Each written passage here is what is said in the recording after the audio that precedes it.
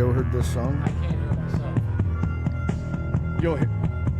You can't hear yourself? Can't hear myself. But I can hear you. Pull that mic closer. Keep going. Is that right? Yeah, get right up. Turn it so it's like right up on you. There you go.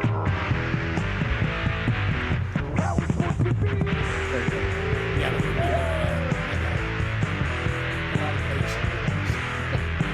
all it sounds like. I'm gonna be a free man.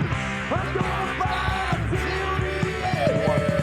I'm gonna find the answers, yeah. I'm gonna make it dark like yeah. How's that? Much better. That was all about the rock and roll. All right, welcome, ladies and gentlemen. Today we have a special guest here. I'm trying to do like my best public access voice. Welcome to a Sunday afternoon on the Chris and Mike Show. No. Joe, welcome to the show. We're glad to have you here. Glad to be here. Hey, Thank you Joe, very much. where you going that gun in your hand? I knew that was coming. Going to kill my old lady. Caught her messing around. Because you caught a mess around town. This section of the Joe. show brought to you by the great Jimi Hendrix. I heard you shot your mama down. You shot her down now. Down now. Down to the ground. Yes, I did. I shot her. You know, I caught her mess around town. Dude, if that song was released today, oh, would the world go chaotic. You can't write a song about killing your wife and then, you know, yeah. Oh, the message for sure. The message, absolutely. Yeah. Yeah, I said, hey, Joe, where you going with that gun in your hand? Hey, Joe, I said, where you going with that gun in your hand, huh? I'm going to I'm shoot going my down old to lady shoot my down. old lady. You know, I caught her messing around town with another man. Yeah. To adapt it. I'm going down to shoot my old lady. To adapt You know, it to today's version would be, I'm going to turn it in a gun swab just to make it safe. I dropped the gun and it actually shot her between the eyes. I didn't know it was loaded. It wasn't my fault. And then Loosen that one on the other side. Yeah, right where your hand Extend is. it? Yep. Okay. Yeah. And then the cool thing about the 60s, right? Because there's actually the verse in the song that Jimmy It's wrote. the little one. Sorry, He says, well, dig. Like, dig. Hey, dig it, man. Well, dig. I'm going way down south, way down to Mexico way, all right? I'm going way down south, way down where I can be free. Ain't no one going to find me. Ain't no hangman he ain't going to put me in a rope around me. You better believe right now, I got to go now. Hey, Joe, you better run on down. Run on down to Mexico town. In case you haven't noticed, I don't do a lot of running. You don't do a lot of what? Running. I'm a little on the heavy side. You know, Nick and I have done about 60 half marathons, and you'll be amazed, man, that people that you wouldn't think run, they run. So don't cut it short, man. When you get done today with Mike's show, I think you should just go outside and run like a 5K. So You know? I tried that about a decade and a half ago where I was like, Okay. you know what? I'm sick of being 315 pounds. Okay. And I was actually in fairly decent shape for a big guy. And I tried that a couple times. And I got the runner's high where I couldn't believe that I was still going. And I'm like, in a daze when I'm running. Yeah. And that didn't last very long. And then now, fast forward to where I'm at now, I'm actually the lightest I've ever been in about 25 years. Wow, nice. But I'm missing a pinky toe. I'm a diabetic, and I shattered my right foot, so I got about 15 grand worth of titanium in my right foot. So running's not in the cards for me. So put it in perspective, how tall are you? 6'4". Okay, because see, you can't tell how tall you are. Yeah. So 6'4" and 315, is that what you weigh? Yeah. So I was big into powerlifting back then. Okay, okay, cool. I didn't run much, but I did primarily all Olympic style lifting. Oh, so. right on. Like the whole grab from the ground, Squats. power clean. Yeah, squats, clean, jerks. Right on. Deadlift, all that Nice. good stuff. Yeah. What was your max deadlift? I think it was like 502. Fuck. Yeah, I'm a big boy. Since I think the end of high school, I weighed over 300 pounds. I usually rode about 320. Okay. It was part of the business. I worked at the joint here in town. And That would be the prison, Yeah. ladies and gentlemen. Yep. Oh, right on. Oh, the prison, man. Was Jake in there? No, but close. He was 60 miles to the north. Oh, right on. Right on. That's Pontiac Correctional Center. Right. Just north. That's cool. Just south, sorry. So how long did you work in the joint? 7.5 years, almost Right 8 on. yees. Okay. Why'd you leave? There was my father passed away. Okay. And, Sorry. thank you. I had some personal issues with the warden, and when it came time for me to go home to be with my mom, and he literally gave me grief about it, and I got ticked off, and I said, you know what? Show me where to sign. I'm out of here. I resign. So he gave you shit because you had to go home because your dad passed away. Yeah. Well, Wow. I'm from New York, so I would have been gone a lot longer than the grieving still. time they give you, Yeah. and I didn't have any official time to use, Okay. so it would have all been signed off on. Gotcha. So I told him, like I said, I had personal issues with him Yeah. prior to this. So I kind of went off on him. I said, to be nice, I said, who the fuck are you to ever make me choose between my family and this place? Amen. I said, get me a lieutenant. Yep. Give me my exit interview. I'm out of here. And I kind of might have threatened him on the way out the door if I ever see him on the street. But karma is a thing. Right. He, since then, lost his job, Illinois DOC. I believe he got charged with embezzlement. Wow. And then got knocked all the way down, never served time, and then wound up working in an Indiana prison and had to come back as like a counselor. Wow. So this is like a real life Shawshank Redemption warden. Like you think he's all nice and happy, and he's like shady motherfucker behind the scenes. He's a douchebag. Well, He, can I use last names on you can use whatever you want, dude. His last name was Showmig, and Okay. we used to call him Show Pig. I can see that. Like I said, it was a douche. Get right up on that, Joe. One of my. There you go. Just a prime example, little story was Okay. we were on deadlock, which means that everyby's locked down, don't come out, don't play. Gotcha. And we feed them in their cells. And I was walking up, just by circumstance, I'm walking up on a Sunday morning, and I'm probably hungover. I think I was hungover. There you go. I was actually pretty shitty about going upstairs and working in the heat. Okay. So I'm taking my sweet time going up the stairs, and I stop halfway up the stairs, and I look to the right, and above a light fixture, there's a gap. Oh. You know, it's the old,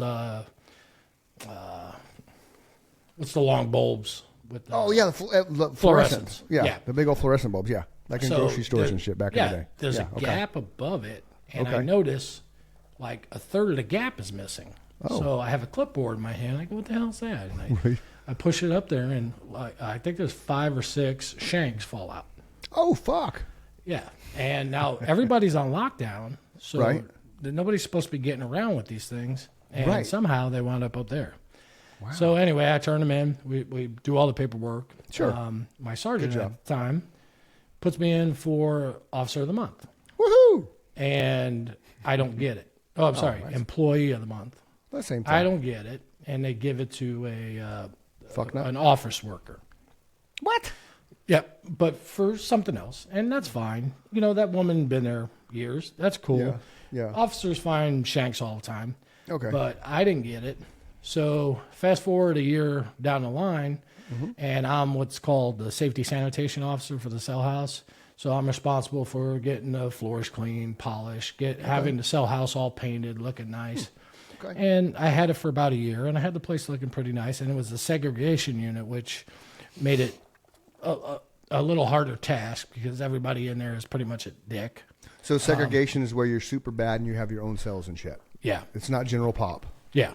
Okay. So I got called up to the office, his office one day, Yeah. and there was a assistant deputy director up there that I knew personally because I was on the TAC team, And we used to go around the state and like do big, massive shakedowns in different prisons. And Okay. this guy had a hand in the TAC team, so he knew me personally. And I go walking in there, and the warden goes, "Hey, Joe, do you know why you're up here?" And I said, No, not really. And he goes, "Oh, congratulations. You got Officer of the Month." And I said, "For what?" And he goes, "Oh, you really put North House ship shape, top shop. You know, man, it looks great. You know, I want to give you an award for place looks awesome." And I looked at him, I said, "Let me get this straight.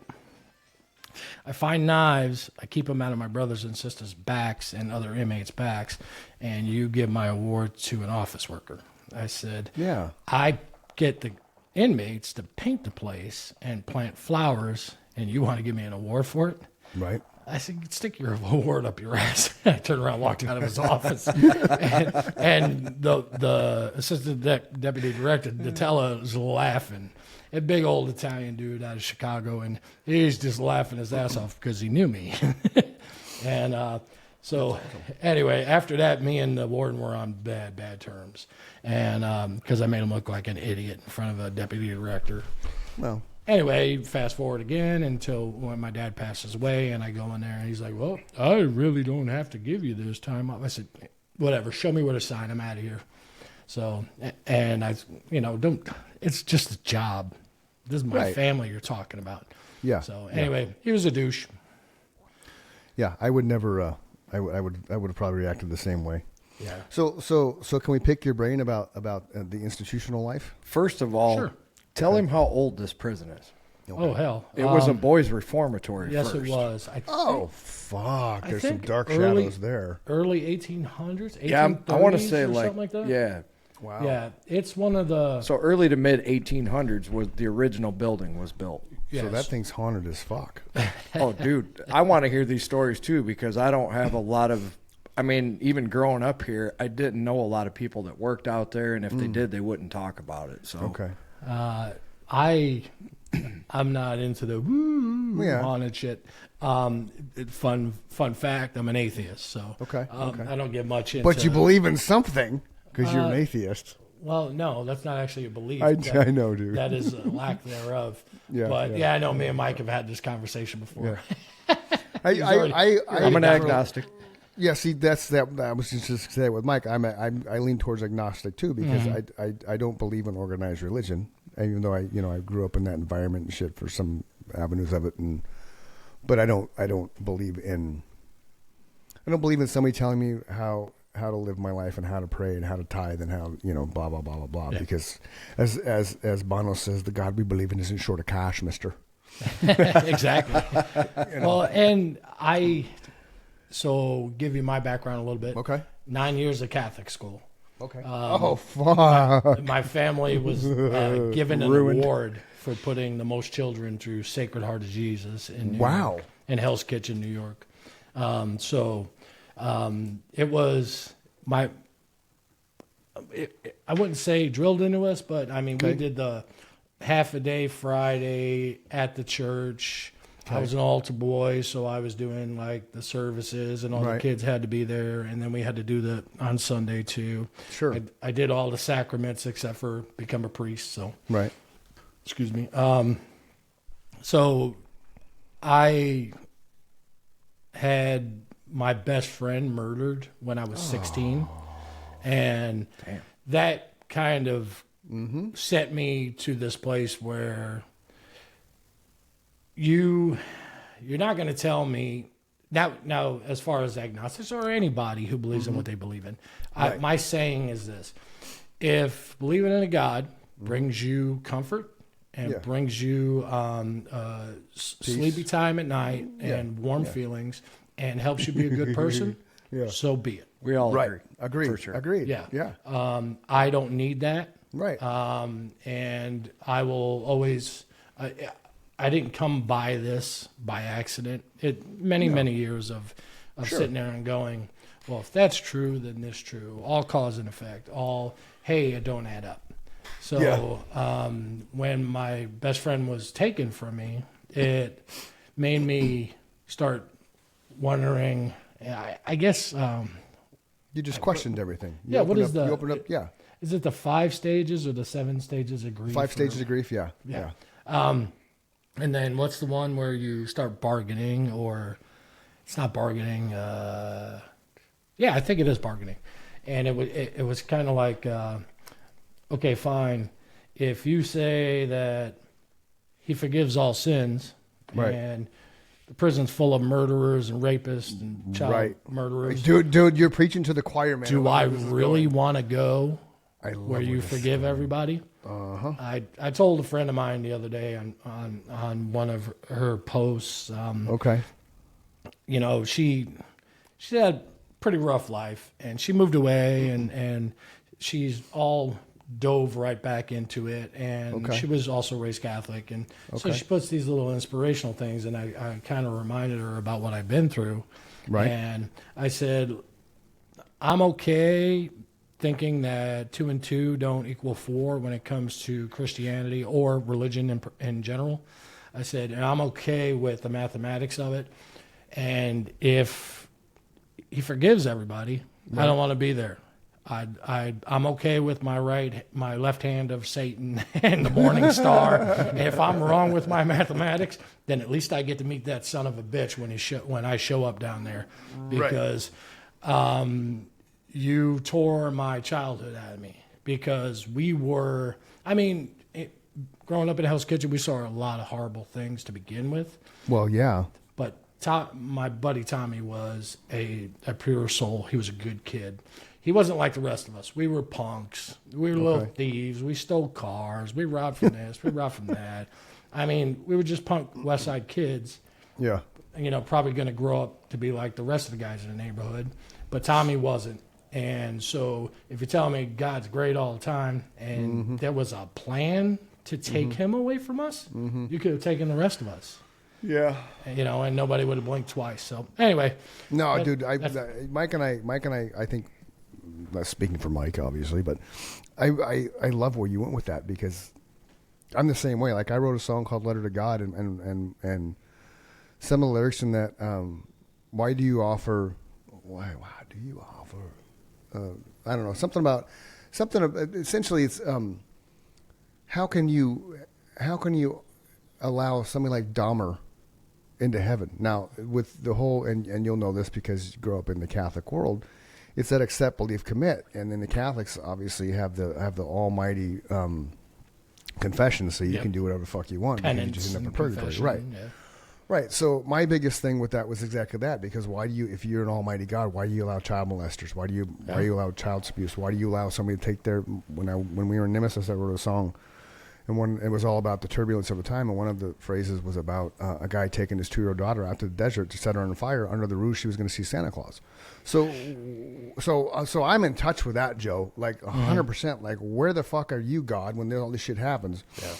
And so I've always kind of thought the same train of thought you're thinking. So I can kind of get why you shifted, especially losing your best friend. That had to fucking suck as a kid. So It did. I get that, dude. That you're preaching to the choir there, kind of, sort of. Yeah. My wife asked me one time, she said, why can't you just say you believe? It would be so much easier. I said, baby, I can't say I believe. You have to walk the walk and talk the talk. And you have to, if you're saying it, you have to. Sorry, I'm new to this. No, you're good, dude. Well, I used to. Chris is intimately familiar with me saying talk into the microphone. Yeah, That's why he's so good at it now. Yeah. When I used to DJ, I had the telephone, and I always rested like this, so I couldn't help but speak right into the mic. Yeah, no, it's good, dude. Yeah, so I tried to tell her. I said, you can't fake it.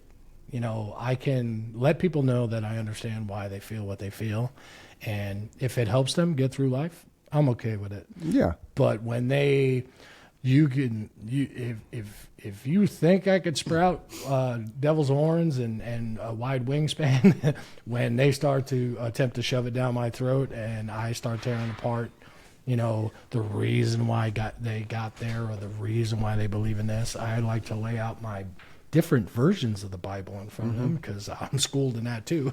Yeah, well, no, and that's the benefit of you, because you can honestly with every ounce of your being, believe how you believe, which is not necessarily the correct term, but because you've been through all of it. Yeah. Like you were force fed it, you walked it, had it not been for your best friend's death, who knows where you'd be faith wise. Yeah. But it's not a bad thing because that's why we have free will. That's why God created free will. For us, because he was our favorites. Right. So that's the thing. So I mean, I get it, dude. I totally get that. Believe me. Why some people are alive and others aren't? It's the big question. Like, really? And that's one thing we have discussed many, many times over this is 75 now, over 74 episodes. It's come up a lot because I agree with what you said as far as not only what I like to believe, and when I stood there and said that I did, we just had this discussion a couple episodes ago. Yes. I said that I did, but I didn't because the story didn't make sense to me even then, Right. There's just too many holes. The whole Noah's Ark. Start there. Yeah. You got two of everything on that boat, and the lions were happy with the giraffes there. I think you've seen my shirt. Let's go, Darwin. Yeah. Yeah. So we evolved. We learned to use more of our brain, sack away more memory, and as time goes on, we know what's possible, what's not. And we remember this stuff.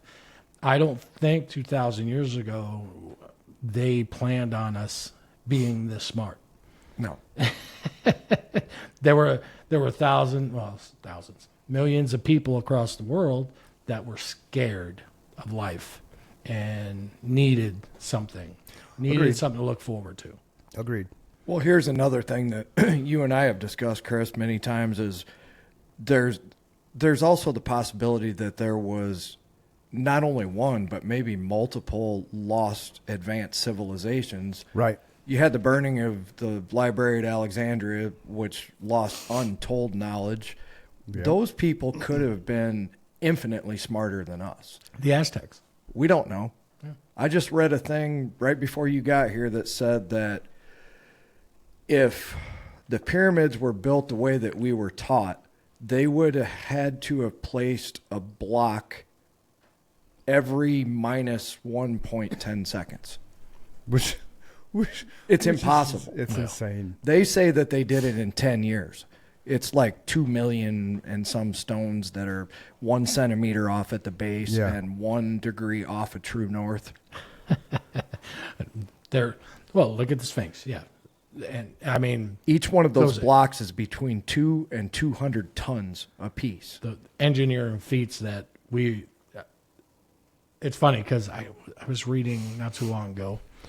I think it was, what's the guy's name? He's the physicist, very Darwin? popular. Neil deGrasse Tyson? Yeah, that guy, Neil. Okay. He posed a question I read a couple weeks ago on the internet. Said, what happens is if this is, since we're carbon dating and we're finding out the world is millions and millions of years old, what happens, we're probably going to find out that this happened every 5,000 years, every 10,000 or 50,000 years where we grew to this point. Yeah. And we destroyed ourselves. Yeah. Or we got hit by a fucking asteroid. Wouldn't that be great? Right. I'm rooting for the asteroid. Well, we know that's happened because that's obviously what took out the dinosaurs. Right. So the possibility of that happening again is not if, it's when, Yeah. I was turned the aliens thing into a joke. It's always, if God created us or if the earth created us, why couldn't we have other ones out there? I said, well, not in this universe because this is the only planet who can sustain human life just because of its distance from the sun. I said, but in other universes, it is possible. Galaxy, sorry. It is possible. I said, but trust me, if those guys are more advanced than we are and they're flying by us, they're locking their doors when they fly by us to see how we are. I think on that we all agree for sure. No question. Look at that crane. Look at that train wreck down there, man. Yeah, those guys are missing 4 chromosomes compared to us. That's why they kidnap us and probe us. They're trying to find the stupid genes so they can avoid it in their DNA. So we squirreled all the way did. away from the prison stories. Oh. But believe it or not, one of us usually keeps track of where we're at. Every now and then we look at each other and go, what were we talking about? Were we It talking happens. about? Where were But we at? I do want to hear the prison story. I do too. So let's start with an easy one. Then you can then we'll just poke and prod you from there. So solitary confinement. Were you ever around that? Yeah, I was assigned to what was called North House. It's a SEG unit. Okay. So yeah, we had the first floor were solid. Not all of them. I think half of them were solid steel doors where the very very bad guys were. Hatches, feed them through there. And then the other half would be single man cells with bars, and then the next tier or three gallery would be, I think it was all the way open. I think they were all single man also. Okay. But as you got up higher, these guys, you basically graduate. The longer you've been there, if you're not in trouble, if you can stand a celly, you're on your way out in a couple months, boom, boom, boom. Yeah. And then, you're a good boy, we'll put you back in General Pop. General Pop. Okay. Yeah. So because Mike and I are fascinated with this kind of shit, serial killers and crime and all that kind of jazz. So the stuff I've seen on segregation, it's 23 hours in your cell. You get an hour rec time a day. Does that still hold true, or at least when you were doing it? When I was doing it, yes, it was. Okay. If you were in SEG. Okay. If you were in SEG, it would usually run longer as long as there were new issues. We had a downstairs rec area that was inside the building. Oh. And then we had an outdoor rec centers. After our prison went on administrative lockdown for good in 96 because an inmate was shot and killed in a little scuff. So when an administration lockdown for good? Yeah, so... Like still to this day? Well, no, it's changing now. Okay. The last administrations have changed it a little bit here and there. I still got friends that work out there. So just so I know, and because I don't know, what does administration lockdown mean? So basically, at the time, what happened was there was a fight. I wasn't there. It was my day off. Thank God. There was a fight in my cell house, and I don't know if they were trying to get one of us, but it seemed like it. One of my fellow officers got sliced across the face. Damn. Laid him open pretty good.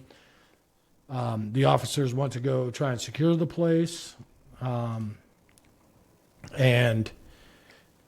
you closed the gates, and so my sergeant was down on the first gallery, and a guy was in his way, wouldn't let him close the gate, so they squared off, and they went to fight, and the catwalk officer had saw what happened to the other officer that got sliced open, and I believe he believed that guy was armed and was going at the sergeant now. So the catwalk officer shoots down and shoots the inmate, I guess through the upper chest, and hit him right in the heart, exploded. Okay. Right. So put him rightfully, down. but rightfully so though, because you're an inmate in a prison and you're creating chaos. What are you supposed to do? Oh, Johnny, would you please put the shiv down? Do you really want to stab Officer Tom? Because I don't think that's a good way to end your day. Yeah, it's like, what the fuck? It's any type of police work. A lot of those guys are like all gung ho, but I was told first day in my training room when I got to the DOC was, if you came here to be a superhero, you came to the wrong place. Right. That makes sense. You will not be respected. You will be spit on, kicked on, have shits run on you, piss on you. You're here to do your job and then go home alive. Yeah. Which is basically control the chaos. Yes. And then here's where the rub lies. Okay. We have some guns and we can use them. Yeah. But when you use them, you're going to be judged by 12. Wow. But do you want to be judged by 12 or carried by 6? Well, exactly, right? Yeah. So it's that's always in the forefront of your mind. Yeah. When you're looking down the barrel of a gun at an inmate, is this going to be justified? But on the other hand, when it comes to justification for the law, it doesn't really matter I mean, the guy could have his finger out like this, and if you thought it was a gun Right. and thought you were going to die or a fellow officer was going to die, and you can prove that in court, Right. you're probably going to walk. So that comes to, would you rather be judged by 12 or Carried by 6? I'd rather be So- judged by 12. But Right. if I'm gonna be judged by 12, I want to make sure that anybody around me that would put me in a position to be carried by 6, I'm taking them out of the equation. I mean, that's Right? I'm not Yeah. just going to pick one guy off. If there's a mob of them, okay, pew, pew, pew, pew, pew, pew, pew. Okay, now here's my gun. Judge me. well, and we had 12 gauge shotguns. Oh, for that. right on. So when he hit down from the catwalk, that truly did just go. Yeah, it was a mini 14. It's a 223 round. It's the same round that's in an AR or an M16. So it's called a ranch rifle. So it's a wooden stock gun. It's not all of the beautiful plastic collapsible stuff that you see in movies. Yeah. But it all shoots the same round. Yeah. And so it's a man killer. I mean, that's why they used them in M16s in Vietnam, and so it's I'm sure you can hunt with it, but it's very fast moving around, and it pokes holes in people.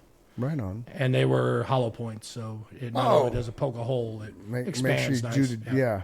To quote Lethal Weapon Mel Gibson, make sure I do the job right. Yep. How many people were armed on each level? So in my cell house, let's say I was working east, you would have one catwalk officer, and then you would have one in the tower there that was assigned to look into the building, but also assigned to an outside catwalk to walk on the walkways outside.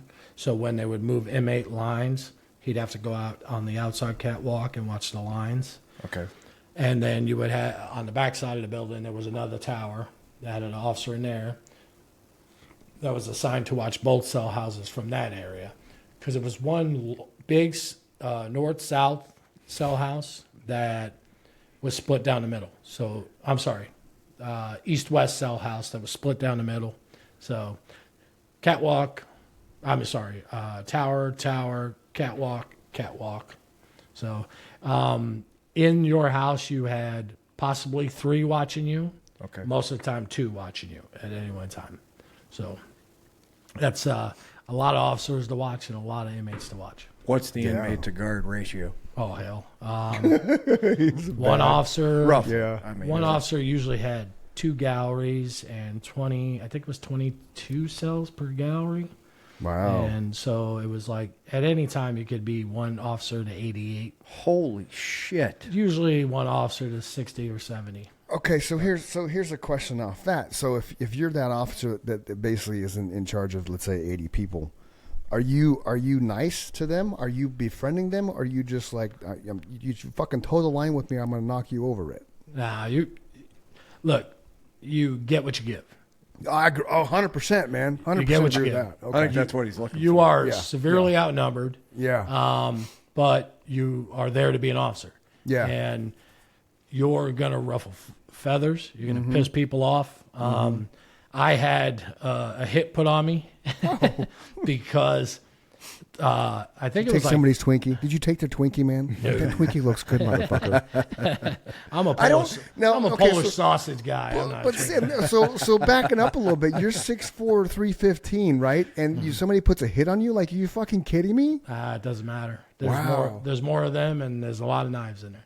Okay. That'd take a lot of knives, though, to knock you down. Well, that's the thing is they didn't like to see guys like me there because I'm going to fight.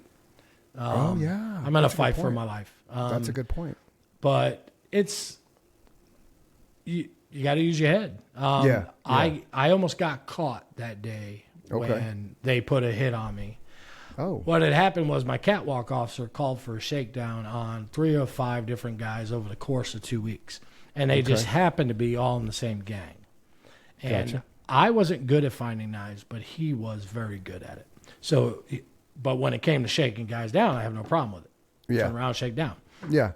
Well, the last guy was coming downstairs with his gang chief, and when I told him to shake down, Yeah. he turned to run, and the Oh. gang chief stepped in my way, so I ran over him. Right on. I stepped on him a couple times going up the stairs, and Right on. Catwalk officer saw it going down. He swings around the other side of the building. I get up to the 10 gallery. I go to chase the guy down the gallery, and catwalk officer rolls up and has him in his sights. We Yeah. take him into custody. We got a knife. The gang chief was pissed. Oh, I'm sure. So after that, they put a hit on me. Unfortunately for that gang chief, he was the chief in his little gang. Okay. The chief in the big gang In the big gang, yeah. didn't want any trouble with Yeah. us. Yeah. I And can see that. he felt that I was a more solid, respectful, doing just my job guy. Nice. So he comes back from work that day, and he says, hey, Eustice, what happened earlier, don't worry about it.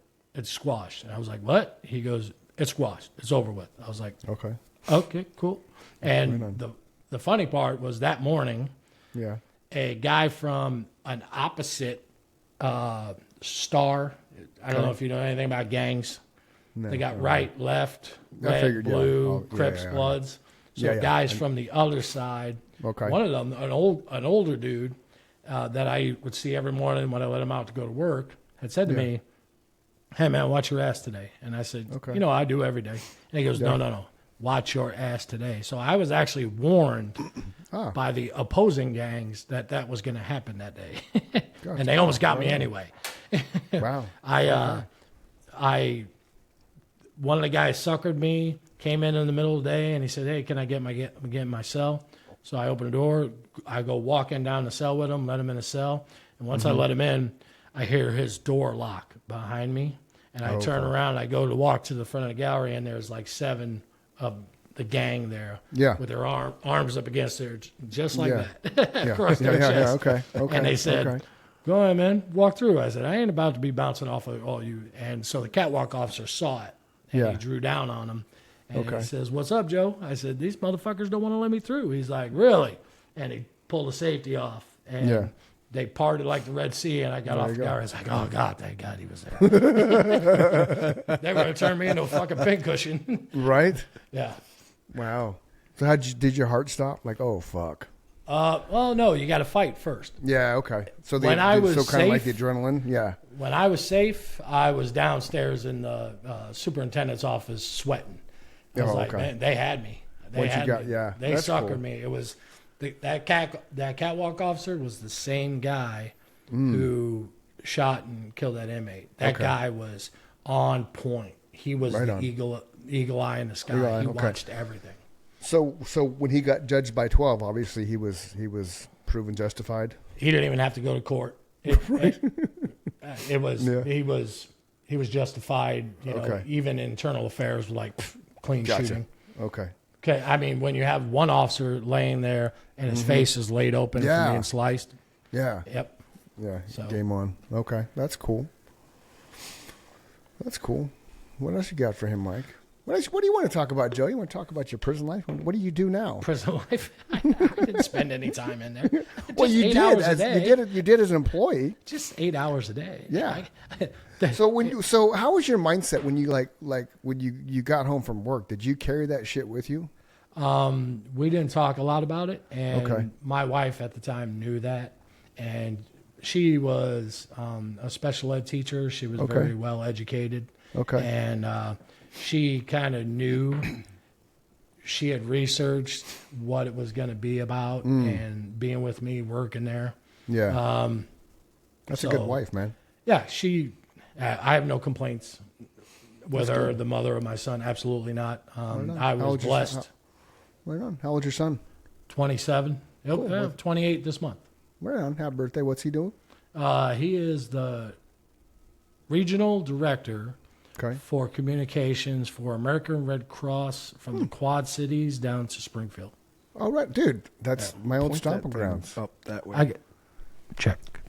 No, turn it up that way. Yeah. Up towards me? Yeah. You have the same condition as Chris. You got a great voice, and you're losing all the bass out of your voice. I'm losing my bass? That's why I bought him that nice microphone he's got there, so he sounds amazing. It was my Christmas present. I have never been told that I don't have enough bass. There you go. See, when you talk right down into it, Okay. then you get the fullness. You got a good voice, Okay. Joyce. So that's why so you're you're a singer so in the band. you mentioned Springfield. So I'm from Pleasant Plains, which is about 20 miles outside of Springfield. Okay. Small little town. There you go. Oh, okay. I'm Yeah. better now. You are. It's all good. I'm thirsty. I got to come back. Okay, go get a beer, man. I got to. Yeah, go get a beer. See, I'm learning something as we do this too, because I really didn't know anybody that was on the inside of that, you know. In the prison. Yeah, that would tell stories. When you're a kid, Yeah. man, they don't want to talk about Well, no, the 'cause they horror don't- stories. They don't want to scare you because you got to right. live in the town where all these fucking people are locked up. So Right. I get it, but it's fun to hear, you know, what was true and what wasn't. You know, Yeah.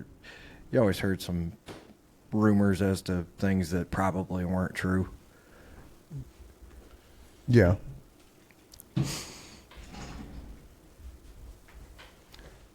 So now, how do you guys know each other? Joe works with me.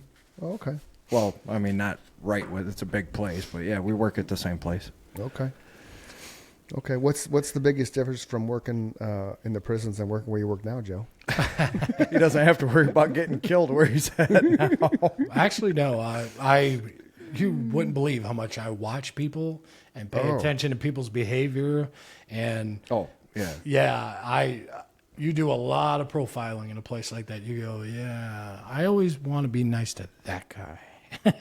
I would Because- say I got that just from living in the city. You know, so growing up here, especially when you and I grew up, you didn't grow up here, but growing up here when I did, this was a super safe place. You rode your bike everywhere, you walked everywhere. Nobody worried about fucking getting abducted or getting molested or whatever. Right. You know, I mean, it was. Right. But didn't they, when you were a kid, they had that escapee that They did. raped that wife and the kid was. I went to school with that girl. Yeah. Yeah. So that did happen. And we did have, like, when I was in, I don't know, 6th grade, we had some guy that was a fucking flasher. So, you know, there were certain things that happened that probably shouldn't have happened here. But now it's the complete opposite. You know, you just don't see kids out playing like we did when we were growing up. When I moved to the city, it was culture shock. Then all of a sudden, the guys that grew up there, like you did in New York, they would have been guys like you when I moved to Chicago. opposite, yeah. They were like, hey, man, you know, keep your eyes straight ahead. Don't be staring at those guys. They're in the fucking mafia, you know. It's actually my first wife. The first time I brought her there, my brother-in-law is very Italian, Mr. De Blasio, and ex-brother-in-law. He knows all about Little Italy and all the places, Bleecker Street, where to go, what not to do. And my first wife, we're driving by, and he's like, and here's a nice, quaint little restaurant where all the wise guys hang out. And my ex-wife pulls the camera up, and he's like, put it down. Don't take pictures. She goes, what? Oh, God. You don't take pictures of those guys. She's like, what would happen? Really? He goes, we would get pulled over, and they would destroy your camera right in front of you. Oh, yeah. Oh, yeah. Richard Kukunski, ring a bell? Yeah. It was big culture shock moving out here. Did you ever see the movie with Steve Martin, My Blue Heaven? Oh, yeah. Absolutely. Yes. That was Great that. movie. Absolutely. Okay. It was that. I moved to Spring Valley, small town. I don't know if you ever heard of it. It's off of Route 80. It's closer to Iowa.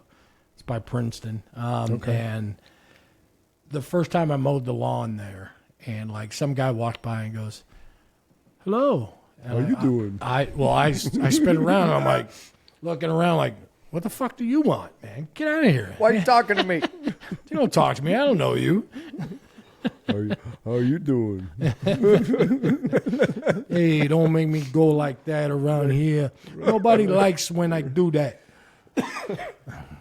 I get asked all the time, especially after when I cook. Yeah. Are you Italian? No, Yeah. I'm Irish. Well, it's the same Well, thing. you sound Yeah, Italian. Yeah. Well, it's because you're from Hell's Kitchen. You picked up on that dialect, I'm sure, just out of being around everybody. Yeah, well, and they out here they call it Italian. So no, it's Italian. It's not Italian. Italian. Italian. When did you move here? 1989. I was 18. Oh, dude, that's when You I were graduated high 18? school. Yep. I was 19. Dude, I so when was did you, what, 16. 71? 70, yeah. 71? 71. June 17th. I September 13th, I believe it was. It was after about 2 months after we graduated, 2.5 months after we graduated. I Cool. graduated. Right on. And you never looked back. No, I love going home. But when me and my ex-wife, we got pregnant, you know, even when that fell apart, and I swore I would never leave him, and this was my home. So, I mean, I go home and visit my family and everything, and my present wife will even ask me, "Oh, why didn't you go back home? You know, I could see you back home and working." And What brought you here to begin with? a woman. Always. It's either a job or a woman. It wasn't the first wife. I should have just asked it that way. Was it a job or a woman? No, it Because was you were 18. the woman. 18, it could have been school, too. So I guess there could have been a third. Yeah. So I think I said in the beginning, I was a bad kid growing up. I don't think you said that, Joe. I mean, we talked about you. You talked about stealing cars. Yeah. and how you were going to go shoot your own lady for messing around town. No. See how Chris and I just let that gloss right over? No guns. That's what involved. happens when you play in a heavy metal band for 20 years. Yeah, I You mean, just let just things 'cause like, you- oh, they just stole cars. That's not that bad. You do what you got to do. Because you just drove around the block, right, and then parked him back. No. It's not like you killed anybody. No, we didn't. No, I didn't. I can't say that about everybody I know. So But, okay, so you remember the movie Bad Boys with Sean Penn and Eli Morales? Yep. Oh, yeah. Okay, Yep. Eli Morales, was it that kind of bad boy growing Yeah. up? Yeah. Okay. Oh, so there's a movie called A State of Grace, and Yes, Sean, good movie. Sean Penn's in Yep. that too. Great. Good movie. That's about my neighborhood.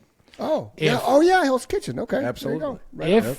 If you ask me, growing up there, Yeah. what is the most realistic movie that captured the essence and the atmosphere Okay. in my neighborhood in Yeah. the 70s and the early 80s? That was it? That's it. Okay, so let's flip that coin and say what movie would epitomize your time in the penal system? Right? Because the Marines will tell you, the military standpoint, Full Metal Jacket is the most realistic version of any type of military movie you're ever going to see, as far as the boot camp process is concerned. His son's a drill instructor. Oh, hoorah. Sorry, I wasn't Marine Corps, but Ooh, fucking raw. It's all good. I'm He's so, in the Marine Corps as well. I'm so, my father was Thank you for your service. 20 plus years in the Army, and my Right on. son-in-law was 20 years in the Army, so Good. surrounded by, and my nephew, and so Yeah, good job, man. Thank you. I not me. I did No, I was saying your son is in the Marine Corps. Oh, yeah. Meaning Okay. you, Chris. Oh, yeah, right. But I thought he said he was, so that's why I got no, you. Okay, and my that's bad. why I surrounded by, and I have a lot of knowledge about. So Right on.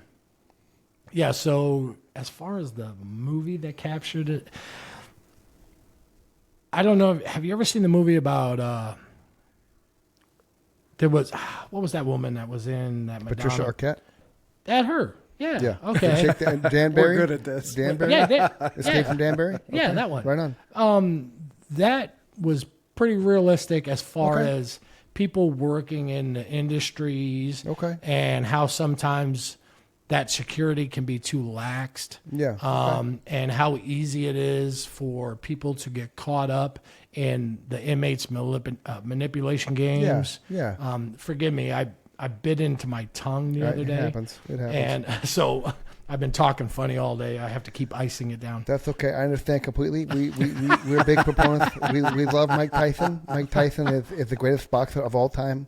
So we don't have any problem with speech impediment here? Everybody has a plan until you punch them in the face. Right? That might be the greatest quote in the history of the world. Yep. Everybody has a plan Iron until Mike. you punch him in Iron the Mike, face. man. Yep. He's my dude. When I started watching him, I was like, Yep. yeah. That is a true story, though. Everybody's a tough guy till they get Till you smacked punch right him in in the the fucking, face. and then they're like, "Oh my god, it actually hurt." Yeah. Yeah. That's why I don't think fuck with people. Yeah, I think everybody You don't. can. I'm sorry. You don't fuck with people. No. No. You've listened to this podcast. I've literally been in one. Look at me, Joe. I know. I'm a walking fucking skeleton. Is it just me that you know? Hey, no, this guy isn't gonna like retaliate with violence because you can mess with the best of them. I've seen it. Intellectually. Oh yeah. Yeah. So You're a good judge of character. That this one ain't gonna come out swinging. yeah, literally, I've said, and I'll probably say 1,000 more times, that guy right there is the only guy that I know I can sit across from every week and I can say whatever I want, and he's not going to agree with everything. He never has. I've known him since 1994. But he's never gotten angry, and we've never been in an argument ever. Like, we just respectfully agree. He's like, I disagree, and we move on to the next subject. You know? Yeah. Yep. I respect him that much, and I respect you that much. It's the people that I would invite to sit in this room, I have to have that comfortable, knowing you're not going to get angry over the subjects we're going to talk Yes. about. You know, if we may talk about abortion, we've talked about serial killers, we've talked about the penal system. We're going to touch on really hairy subjects in this room, as he does in his room. I guess I've always just surrounded myself with those kind of people, and I know that no matter what I say, you're not going to want to punch me in the face. Yeah. No, I'm not going to say anything bad about your mother or things that would be. I gotta check on something. Yeah, no problem. You're good. This is what we do. The wife had cataract surgery a couple days ago, so fuck. she is at home, and I just want to make sure she hasn't woken up. And I told her I was coming here to do this, but I let her sleep when I got home, so I want to make sure she. Well, you got a monitor on her, like a baby monitor. You can turn it on and see her sleeping. No. Creepy. Yeah, I know. That's it. We're getting to that part of the show. That's what I said. No, I got cameras. Full circle, man. I got cameras outside my house. They're not allowed inside my house. Yeah. I have one that's not hooked up that I put on the armoire that faces our bed. And so and it's not hooked up, but every now and then Nikki will get up and in the morning you'll see something in front of the camera. I'm like, well, it's not on. She's like, I wake up in the middle of the night and I have this weird thing. Somebody's watching me. I look up, I see the camera, and I'm like, I got to cover that. So, and then every now and then when you do married people thing, you'll see the camera turn around backwards. I'm like, thank you. Like, come on. I have the phone over there with the stand, okay? We don't need the camera. Like, come on. Do you see the video production crew? Don't worry about Joe in the corner going like this. Deflecting. Right? I have one of those circle lights, that you use for videos and stuff, right? And We're looking at one of them right now. Yes. Yeah. Okay. So I set it up I set it up in the bedroom a couple weeks ago. I did a couple little I don't know, media content things for all the stuff I do, and I left it there purposely, like facing the bed. And I was at the office when she got home. She's like, "What was going on in here today?" "Oh, just shooting content, honey." With whom? Well, because my thing was Times are tough. It was marital advice. How do you maintain 30 years of marriage? You saw the bed made, and then the next scene was 2 separate comforters. Like, that's one of our secrets to success. We have our own comforters and have had our own comforters since day one. Me and my wife has too. What's that? Me and my wife also.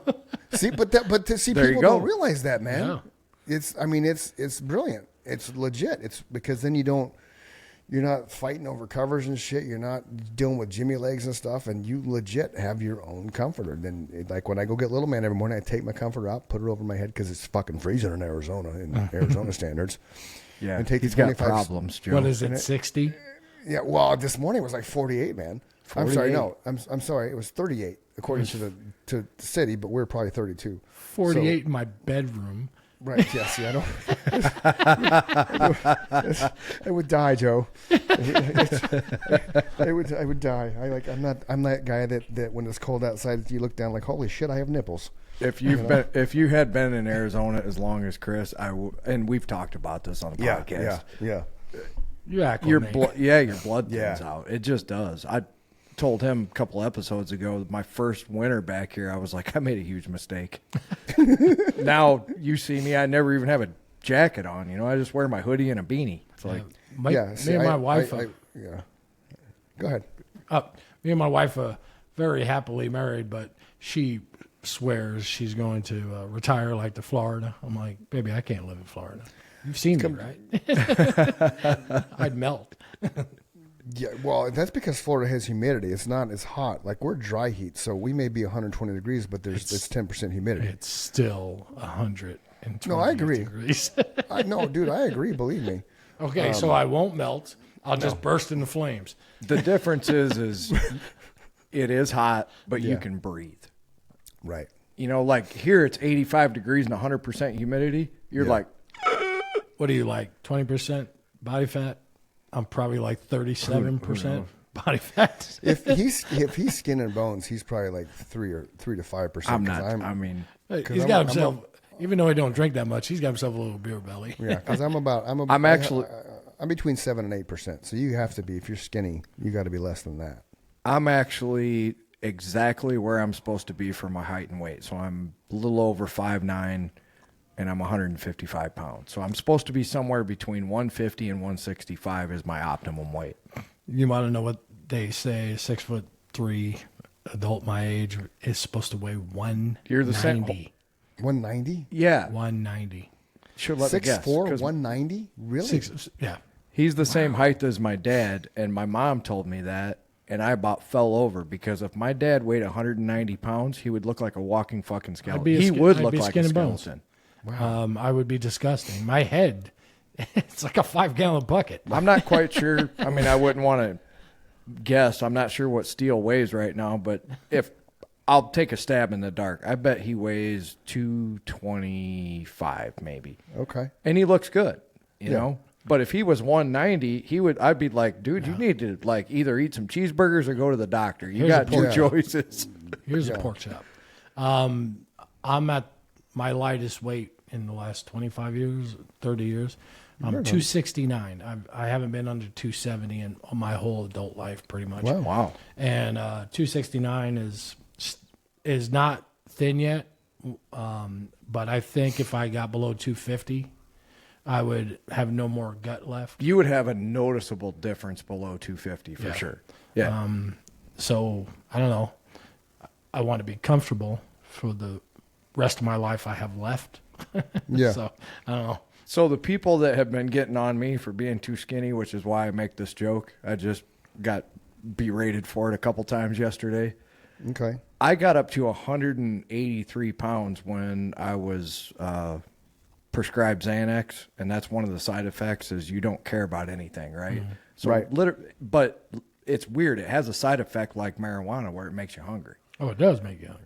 So you're hungry and fucking lazy at the same time because, you really... So you should be putting on weight, right? I did. I got up to 185 pounds, and I was fucking miserable because my point of telling this story is no matter how big your frame is, it's relative to how much weight you're putting on, right?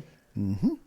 I got to the point where I had trouble breathing because I smoke. Now I'm overweight like a motherfucker, and I'm sitting around being lazy. So I would much rather have somebody say you're too skinny than I understand the overweight problem. It's not only carrying around the weight, it's the strain that it puts on the rest of your organs, right? Yeah, the thing is when I stopped lifting and I was still over 300 is when I started to feel uncomfortable. But at my size, 285, between 275 and 285 is where I fluctuated over the last 15 years. And I always felt good. I mean, sure, I'm aging. I got diabetes. I got issues. But I got the sugar issues on a good regimen now with my insulin. And I figured out what my demons are, the pastas and the breads and the blah, blah, blah. Says an Italian from Ireland. How tall are you and how much do you weigh? I'm 6 foot. Actually, I'm 5'11" because I shrunk a little bit from surgery. And I think right now maybe 176, 77. I usually 72 to 80 is where I kind of, you know. Well, it was funny earlier you said you couldn't tell how big I am. Right.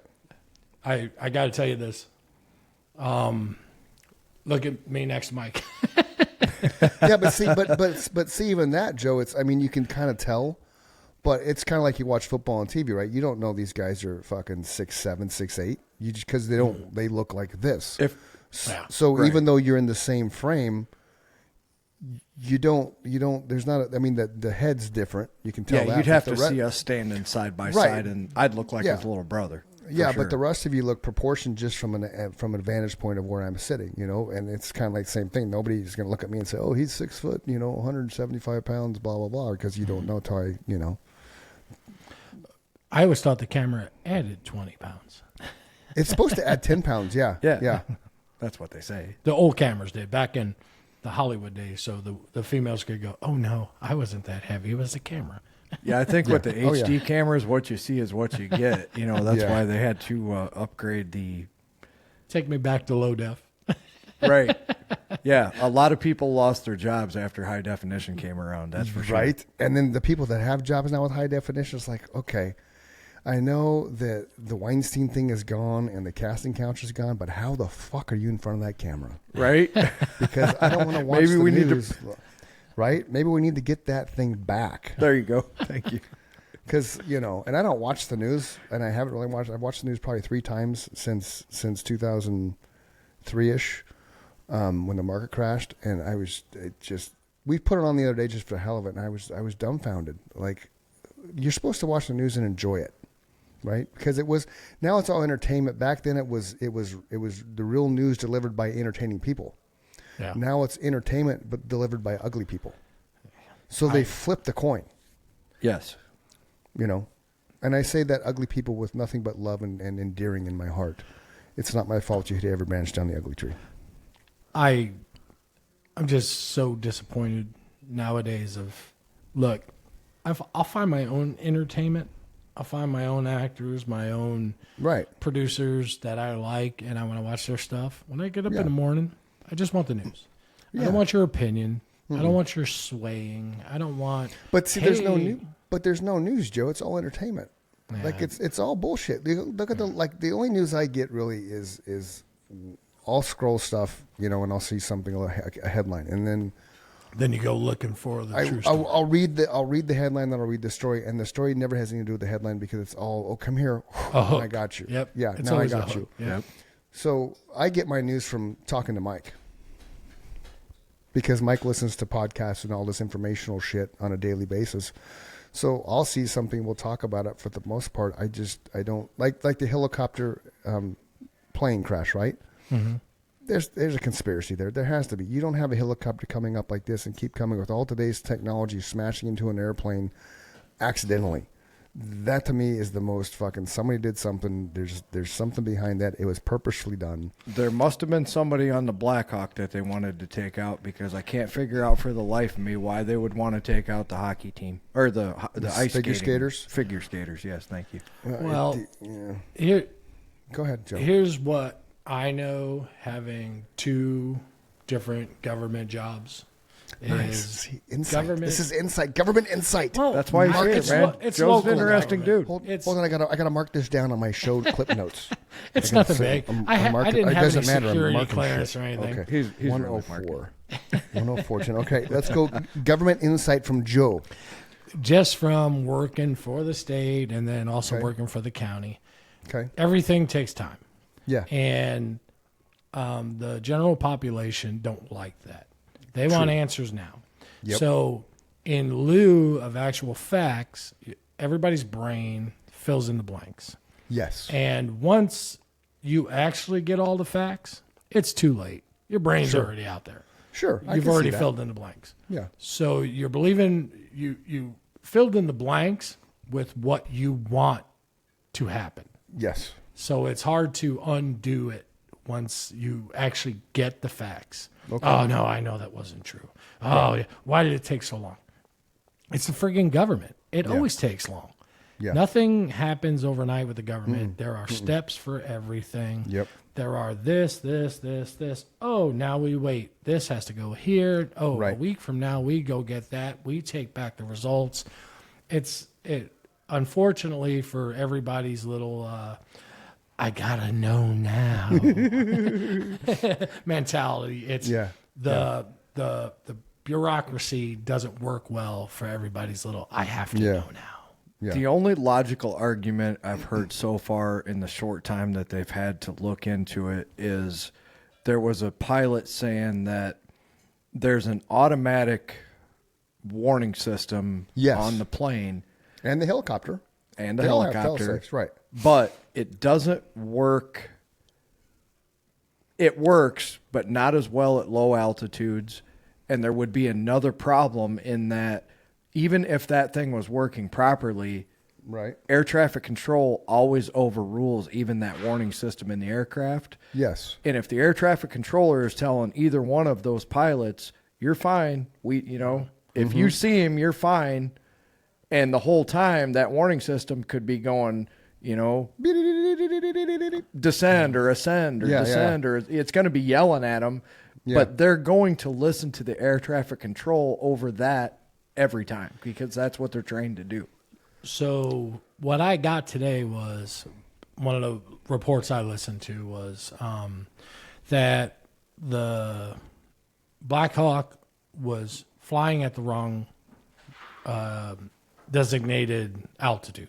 Okay. That they were told to be at 200 and we're at 450 or vice versa. I can't remember. And it was a training mission, and that the Black Hawk chopper pilot was not very experienced yet. So we'll see what becomes of that. That's a valid, explanation. Yeah, if you think about it, when a plane takes off, what's it doing? 220 miles an hour, Something like 180 that. miles an hour. It's going pretty fast. So, sure, Black Hawks are pretty maneuverable and don't believe everything you see in the movies. True. Oh, brake right, brake left. Oh, throw out your flares, Dude, blah, blah, blah. Top Gun was real, man. Okay. So, it's when that plane's coming at you and, you have 25 hours of flight experience, that big-ass plane's coming at you at 200 miles an hour, and you weren't expecting it. Yeah. I mean, see that. that's easy to panic. Yeah. And I think, as usual, it's unfortunate. And Totally. I think what we concentrate too much on is stupid people. Yeah. Everybody wants to take these catastrophes and blame somebody for it. Yeah. But that's why it's actually literally called a catastrophe. It is not 90% of the time it's not man-made. It's an earthquake, it's tornado, it's this. Now this is man-made, probably man's fault, but it's still a catastrophe. And the left wants to blame Trump being inept and all his people, and the right want to go, oh, the left is all evil baby eaters. Right. And I do like how somehow Trump blamed Obama for this. that was awesome, wasn't it? Did he really? Yeah. Dude's been in office And for what, Biden. 12 years? He blamed Obama. I can see him trying to blame Biden, but he actually took it all the way back to Obama somehow. I just saw the headline. The only thing he didn't say was Hillary. I mean, come on, guys. It's the same damn thing over and over again. But I think what you're getting to, and if you're not, isn't finding out what actually happened the main priority. Yes, Should be, that should be yeah. the main priority. Yeah. Find out what happened, make sure it doesn't happen again. But honestly, by the time the actual truth comes out, there are thousands of men and women who work in the, NTSB? Yep. And those people devote their lives to this. Sure. And when the idiots on the right and the idiots on the left are done using up all the media, the news reports, Sure. 6 to 9 months from now, the real report's going to be gone, going to be coming out, and the flash will be gone. And everybody's going to go, oh, yeah, well, whatever. That's the saddest part. Nobody wants the truth. People want the truth they want to hear. They can't handle the truth. I saw that one, too. That was a terrible. Was it, impersonation of Jack. I eat breakfast 50 yards from men who want to cut my throat. Yep. Yep. And that was a true story too. So that's everything about that movie was realistic. Believe me. Okay. Believe me. I know. Wonderful, wonderful people.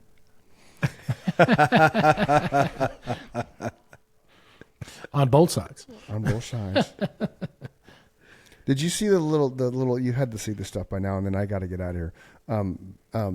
The little memes and stuff that populated from inauguration, specifically George W. Bush when the gummy hit. Yes. Have you seen that? I did. Oh Thankfully. my God! Look. Back then, Yeah. when George W. became president, Yep. I wasn't very much into politics. I was young. I was a volunteer firefighter, EMT. I worked at the Joint. I was on a tag team. I was a juice monkey.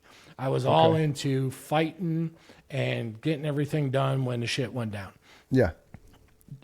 Bush Jr. becomes president, and I'm watching some of the news reports on it. I'm like, oh, this is cool. This is our drunken frat buddy. He's going to be our boss. Yeah. And throughout the years, when I've heard all the dumb shit he said, Right. I was like, oh, yeah, that's our drunken frat buddy. And then later on, when you learn about the Bush's history and the fact that, by the way, they're New Yorkers. And, Oh, really? Oh, yeah, they're from upstate New York. Right on. Yeah, his dad was, and made all his oil down in Texas, his money in Texas down in oil. Okay. So he's, I knew about the oil. Yeah. Yeah, he's originally from up north, and of course, Okay. living in the lap of luxury of a lot of money, you're not going to blow your meal ticket. But just some of the, remember all the miscues he did while he was talking on TV? He was like, he was your drunken frat Yeah. buddy. Yeah. Yeah. But the country needed it. So, all right. I hate to cut this short because this is a great conversation, but I got to go because We can do it again. We're getting ready. I for already the told wedding him you and had a rehearsal dinner to do, so it's all good, buddy. One thing I like to do is talk. Tell Good Skylar to meet you, buddy. congratulations. stuff. I will, dude. You can hang out with us anytime, Joe. Yeah. Yeah, this was fun, man. Okay. Absolutely. Thank you very much. We'll do it again. Hey, good luck with Thanks, your man. with the wedding. I hope it all goes off without a hitch. Yeah, it's in my backyard, so as long as it doesn't rain, we're styling. That's Nice, awesome, man. Nice. Cool. It's Arizona. It don't rain. Dude, it rained Monday and Tuesday. I'm like, what the fuck, man? like, really? Have a great time, brother. Yeah. All right, take it easy. Yeah. Tell All right, cool. everybody I Thanks. said congratulations, and I'm Yeah, sure nice. it'll go off without a hitch. So Yeah, nice. That's meeting you, awesome. Joe. I'll send you some pictures. Cool. Oh, sweet. Peace. Awesome. Yeah. Peace out, brother. Love you, man. Be safe. All right. Love Joe, you too, Joe, brother. nice to meet you, man. Be safe. Nice to meet you. Don't let this guy get you riled up, man. Put him in his place. Oh, he's all right. He poses great questions for my psyche. That's good, man. Yep. That's what we're here for. Yep. Yeah, this was fun. I'll see you guys later. All right. Take it easy. Peace, man. Peace. Hang loose.